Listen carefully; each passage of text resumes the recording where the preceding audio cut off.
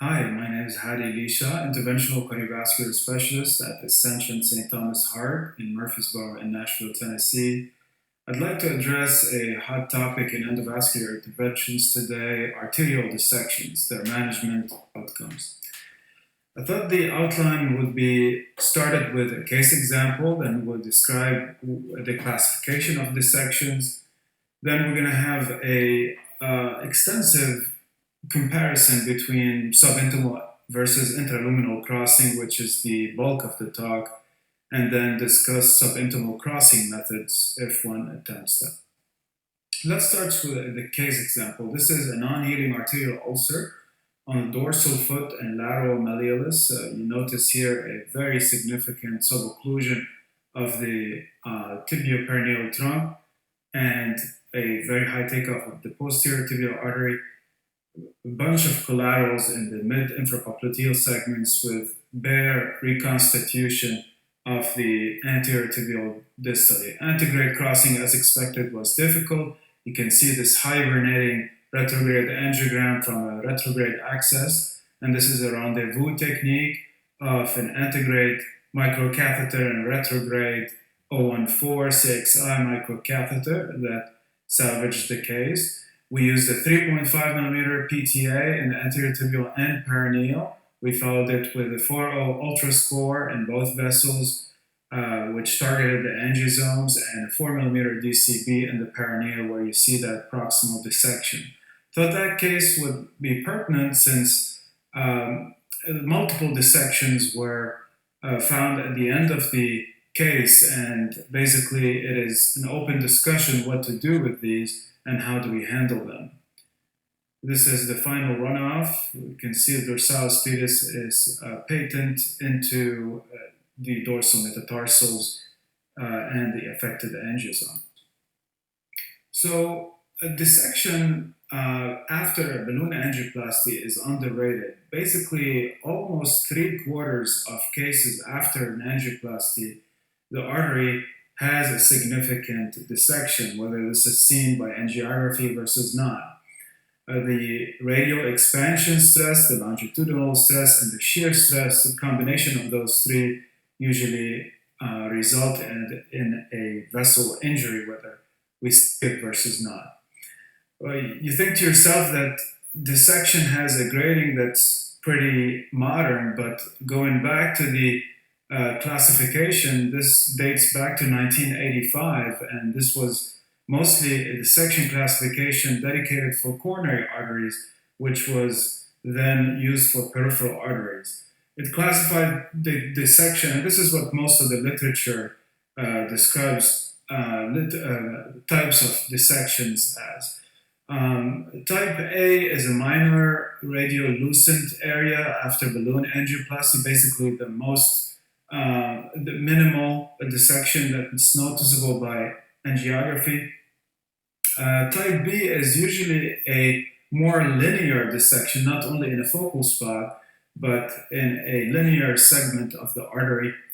Type C is when we start noticing contrast outside the lumen, which was not noticed in types A and B, which is only flaps. In type C here, we notice there's contrast outside the lumen, but this usually clears out immediately. Type D is a spiraling dissection with contrast clearing out immediately. Type E is a spiraling dissection with a persistent filling defect. This is when the flow is suboptimal, and F is obviously complete occlusion of the vessel. So there are multiple limitations to this grading system. First of all, it was mostly applied to the coronaries before the stent era in terms of what to do after prolonged balloon angioplasty. It's from 1985, and there are no consensus on the relationship between the severity of this classification scheme and the overall clinical outcomes. And as you notice, there's in this classification, we don't account for the length of the dissection, the depth of the dissection based on the three layers, and the amount of circumference that is involved with this dissection. Hence, the intravascular ultrasound-based classification described by Shammas in Journal of Invasive Cardiology in 2018 is very pertinent. It's basically very simple. It classifies dissection into 3 different classes depending on the layer of the artery that is affected. A for intima, B for media, C for adventitia. And each of these classes is classified as 1 or 2 depending on the fact that the dissection is involving an entire 180 degrees or less versus more than 180 degree angle. So A1, A2, B1, B2, C1, C2, as you see in these examples. And obviously this depends on intravascular ultrasound experience and adequate identification of the layers involved. This is more logical. It involves the length, the depth, and the circumference of a specific dissection, which subsequently correlates with clinical outcomes, but not proven yet, but this is the thought process behind it. So this is the iDissection pilot study that was described by Shammas in 2018. It found that intravascular ultrasound found 4 to 6 times more dissections than angiography, as expected, so obviously much more sensitive. And 40% of dissections were type B or C dissections involving the media or adventitia, so which usually require more interventions. Now let's move on to, after describing what the dissection classification is the bulk of the talk is, should we cross lesions in a subintimal fashion versus intraluminal fashion? And let's talk about that. What's the pros of intraluminal crossing? It makes sense. You're still in the arterial lumen. You have less risk of side branch occlusion since you don't have a dissection flap that's closing up the side branches. It is not going to require a re-entry device, hence the cost is better. And you can, of course, use atherectomy since your course is intraluminal. However, most of the time it requires more procedural time to stay in the lumen. There is more theoretical potential for distal embolization, which was proven in some of the registries that we'll describe later. So some of the most recent literature, you'll be surprised how little there is on intraluminal crossing based on intravascular ultrasound. Only 2 very small studies. This is one of them, very small, 45 patients that studied long femoropopliteal chronic total occlusion, 1-year follow-up, and the whole intraplaque route was found in 31% of the time. Of course, 2/3 of the time there was a subintimal course. The main takeaway of this study is the restenosis correlates with the amount of subintimal course. So if the subintimal course is more than 15%, the restenosis starts rising, and that has a good sensitivity and specificity depending on the small study. And of course, the distal lumen area, if it's less than 17 millimeters square, it is more correlated with restenosis, which makes sense. But the surprising part is the subintimal course. Most of the lesions that we cross, we think that we have more than 15% subintimal course. This is the second intravascular ultrasound study that showed that intraluminal crossing is probably better. Only 64 patients, long femoropopliteal CTOs. Success rate was very high. And the primary patency was not bad, 71% and 69% in 1 and 2 years. The main takeaway is that the restenosis rate is inversely proportional to the route of subintimal crossing by intravascular ultrasound, and is also obviously dependent on lesion length, which makes sense. So these are the only 2 intravascular ultrasound studies that showed that intraluminal crossing is better, but as you see, very small studies which are significantly limited. Now, what about subintimal angioplasty? This was first described by Bolia in 1989. Imagine back into the time, causing a dissection plane and getting back into the true lumen was frowned upon. So kudos to this wonderful operator for his courage in starting that process. Obviously, the pros are technical success rate is much higher. It is much easier to loop a wire in a subintimal space and dissect then and re-enter rather than stay within the lumen. It's faster. The limb salvage rate is very high. The cons is that obviously we may close off some of the side branches, which can have clinical consequences. And it's not as easy as one thinks. The length of the loop, the when to stop looping, when to re-enter, the behavior of the wire. So there's a lot of subjective learning into that. And of course, the issue about doing atherectomy in a subintimal space is open, even though almost 15 to 30% of cases in the registries had atherectomy in the subintimal space. So that idea is catching up depending on how deep the section is. So this is a registry, a meta-analysis that described multiple studies starting in 1994 all the way to 2005, which showed that subintimal angioplasty back at that time was very low, 22 to 59% at 1 year, even though the success rate was very high. But notice that there was no bare metal stent at that time. Once bare metal stents started becoming part of the treatment armamentarium after 2006, you notice that the frequency of bare metal stents increased, and with that, the success rate went up to almost 100%, and the patency went up from 45 to 95% at 1 to 3 years, depending on what study you look at. So bare metal stents changed the landscape and the outcomes of subintimal crossing. Now, this was just the previous study described the outcomes of subintimal crossing.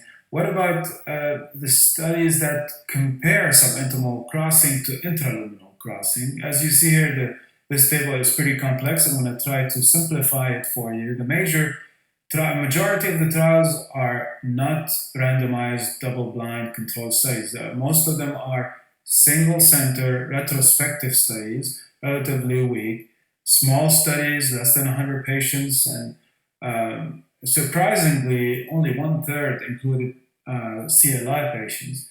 The lesion length was probably close to what we see in usual practice, 25 millimeters, and bare metal stents were heavily used in these studies. The outcomes are equivalent. The success rate is from 85 to 95%, which is acceptable. And the patency rate is almost equivalent at 1 to 3 years. The complication rate is also almost the same, with more perforations in the deep subadventitial dissection, subintimal crossing-wise, and distal embolization being more frequent in the intraluminal crossing, but overall less than 5% and equivalent in the two major groups. This is this is the XLPAD registry, which studied patients from 2005 to 2015, published in Vascular Medicine in 2018. This table classifies these procedures, whether they were femoral popliteal versus infrapopliteal. And as you see here, even though we expected the opposite, that subintimal crossing was faster, here it took longer fluoroscopy time. But maybe this is from selection bias, because most complicated lesions require more time and more subintimal crossing than pretty straightforward lesions that were crossed intraluminally. And as expected, there was less atherectomy performed in both suprapopliteal and infrapopliteal subintimal crossings. You can see here from 14% to 21%. The overall complication rate was similar, as you see here, with more residual dissection and the subintimal crossing as expected, and some perforations and distal embolization as before. As you see here, in a real-world registry, there were similar outcomes in suprapopliteal and infrapopliteal interventions with regards to death, non-fatal MI, stent thrombosis, endovascular revascularization, surgical revascularization, and major limb amputation. Now, this is another registry that took multiple Korean multi-center studies, almost 461 patients, and basically compared the outcomes from intraluminal versus subintimal crossing and published in the Korean Circulation Journal 2018. Most of these, as usual, are retrospective studies which introduce the bias of subintimal crossing being more in complex lesions. Of course, there's no intravascular ultrasound during that period that was studied.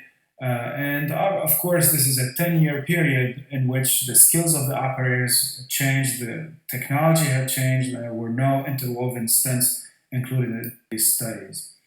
So there's also another retrospective meta-analysis that took studies from 2004 to 2011, almost 902 procedures, long CTOs that we encounter every day in the lab. Most of the patients got bare metal stents, and as you see here, the curves are superimposed in terms of primary patency and limb salvage rates. So bottom line, comparing subintimal to intraluminal crossing, most of the studies are not randomized control studies. There are no comparative effectiveness analyses. Most of the studies are small single-center registries, retrospective data, of course with a selection bias of the toughest lesions being crossed in a subintimal fashion. So you ask yourself, if the outcomes are similar and the complication rate is the same, but subintimal is faster, why not go subintimal? And this is a concept embraced by a lot of the endovascular interventionalists, of course, with a lot of care of not burning bridges and knowing where to dissect and how much to dissect. And finally, I'll finalize this talk with what are the subintimal crossing methods. A lot of this comes from the coronary CTO literature. Of course, the most wanted way of crossing is antegrade intraluminal crossing, but there is also a rendezvous technique that most of us use every day with antegrade and retrograde wires meeting through microcatheters in the intraluminal space. The third way of crossing is through an intraluminal fashion, but purely retrograde. Now, most of the time we have to use dissection techniques. As we know, those lesions are long, calcified, complex. The CART technique is for controlled antegrade retrograde tracking technique whereby a balloon is inflated from a retrograde fashion in the subintimal or intraluminal space, and the wire crosses that space that is created by that balloon angioplasty. Reverse CART is exactly the opposite. So the proximal balloon is inflated and dissects the planes through which the retrograde wire crosses. And the confluent balloon technique is basically a double balloon from both areas to meet the subintimal spaces and get a wire to cross from one space to another. And there are ways to also dissect without using balloon angioplasty, the knuckle wire technique, whether antegrade or retrograde. And of course, there are one of the frequent ways of crossing is re-entry through a re-entry device, mostly out-back, but Pioneer with intravascular ultrasound is picking up. Whether this is done from an antegrade or retrograde fashion is both doable depending on the tibial vessel size. And there's also balloon-assisted re-entry where the crossing of where the puncture of the needle is not into the true lumen, but into a balloon advanced in the subintimal space from an antegrade fashion, and the wire that exits the re-entry through the needle into the balloon is pulled back into the appropriate intraluminal space, whether this is antegrade versus retrograde. And this is a large study that described 87 studies, almost 4,700 patients on the use, safety, and effectiveness of subintimal angioplasty, published recently in January of 2020. That shows that almost 75% of subintimal angioplasty, the operators are successful in re-entering, only 25% where the operator could not re-enter, which usually leads to retrograde access. And whenever, the majority of the time, the operators re-enter without a re-entry device, almost 80% of the time. Only 20% of the time they use a device, and this is mostly Outback, but Pioneer is the second device used more than other devices also described. The success rate is very high, the time saving is impressive, and there are no complication risks as per this large systematic review. The complication rate is close to 9%, similar in re-entry and non-re-entry cases. And after economic analysis, the net cost of a re-entry device would be $423, only accounting the re-intervention, time savings, and success rate. So based on all we described so far, in terms of crossing techniques, each one of us has their own kind of algorithm, but I found that this one, published by Sheeran et al. In Interventional Radiology in 2018, is very, very reasonable. And it is the following. Basically, it describes the decision of going subintimal versus intraluminal based on the length of the occlusion. If the occlusion is longer than 100 millimeters, the algorithm favors subintimal crossing, which makes sense and makes the procedure much more efficient. If it's more focal, intraluminal crossing is recommended. And after PTA, if there is more than 30% residual dissection, the decision of pursuing a drug-eluting stent versus a stent graft versus an interwoven stent depends on how much calcification there is. So if there's less than 30% residual stenosis or dissection, then a drug-coated balloon is recommended. If it's more than 30% and it's heavily calcified, then an interwoven stent is recommended. If it's less than severely calcified, then a stent graft versus a drug-eluting stent will be chosen depending on the length of the stenosis or occlusion, with stent grafts being favored in longer lesions over drug-eluting stents. Of course, this is not a guideline, but I found that it's very logical, and I would highly recommend that we consider some of this aspect in our practice. Going back to the case that I first described, so as you see here, this is a case of a non-healing arterial ulcer in the dorsal foot and lateral malleolus, both in the AT and perineal angiosomes. And this is the initial angiogram where you see the subocclusion of the anterior tibial and anomalous takeoff of the posterior tibial, which is high. A lot of bridging collaterals with some islands that light up in the perineal and distal anterior tibial before the intervention. The antegrade crossing was unsuccessful. Retrograde access of the dorsalis pedis was performed, outlining the hibernating vessel. Then the crossing was performed with the rendezvous technique, which we just described, through an 014 microcatheter, both from an antegrade and retrograde fashion. And finally, PTA was performed on both vessels. Scoring balloons were performed on both vessels up to 4.0 at low atmospheres, and drug-coated balloon was used in the perineal, which had that osteal focal dissection. Of Of course, you see multiple dissections throughout the course of the anterior tibial and the perineal. And the question is which dissection you would treat and with what. Based on what we've just described, if I'm doing that case was done 3 years ago, but what I would do today is basically intravascular ultrasound to decide which dissection to treat. And I think it is very logical to use the TAC device in these kinds of long subintimal dissections. It makes sense, it's economic, it doesn't leave a large metallic footprint behind. With one TAC device, you can treat multiple dissections, both in the infrapopliteal and suprapopliteal segments, and their patency rates is acceptable. Of course, in the setting of dissections that are focal and not too deep. So the take-home message of this talk is subintimal crossing is safe. It increases success rate.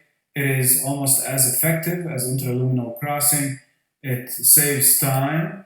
But there are no randomized controlled trials comparing subintimal versus intraluminal crossing. The efficacy of different devices in the subintimal space is unknown. We need multiple randomized controlled trials with intravascular ultrasound to be able to make that decision, and we need to use more intravascular imaging in our daily practice. And we obviously have to tailor therapy according to the patient's comorbidities, patient's anatomy, and the operator experience and what's available on the shelf. So all of this would have to be taken into consideration when tackling a chronic total occlusion or stenosis. Thank you very much.